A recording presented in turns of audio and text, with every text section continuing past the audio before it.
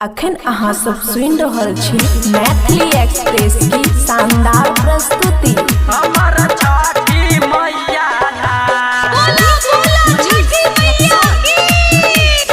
खुशी recording studio बलुआहा।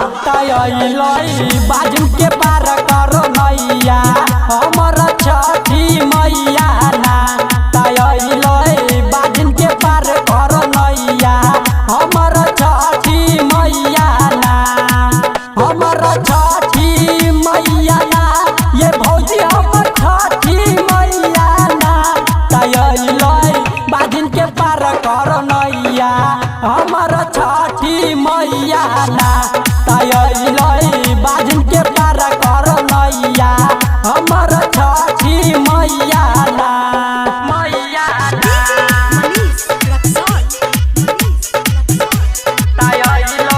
बाजू के पार करो नैया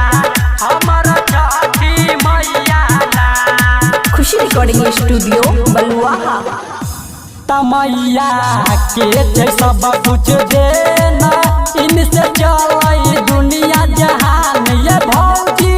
चल दुनिया जहान तमैया के सब कुछ देना इनसे चल दुनिया जहान ये भौजी चल दुनिया जहान घाटे लोके राते चलू अभी दर्शन करैन बाजिन के पार करो नैया हमर छठी मैया ना हमर छठी मैया ना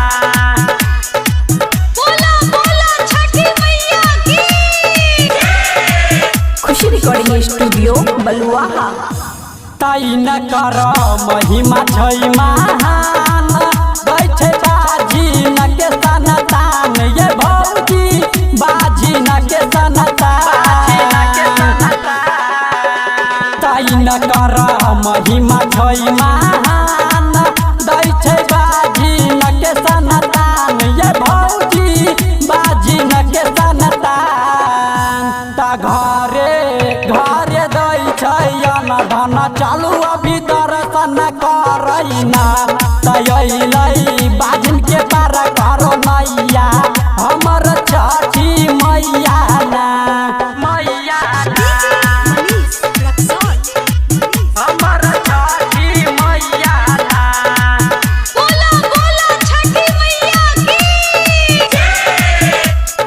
खुशी रिकॉर्डिंग स्टूडियो बलुआहा। तबारा निकल रथ के सवारी कहे सुनी संग नेहा कुमारी ये भौजी कहे नेहा कुमारी तबारा निकल रथ के सवारी कहे विकास गोविंद बिहारी ये भौजी कहे गोविंद बिहारी बाजिन के पार करो नैया हमर छठी मैया ना बाजिन के पार करो नैया हमर छठी मैया ना हमर छठी मैया ना ये भौजी हमर छठी मैया ना बाजिन के पार करो नैया हमर छठी मैया ना बाजू के पार करो नैया हमर छठी मैया ना खुशी रिकॉर्डिंग स्टूडियो बलुआहा।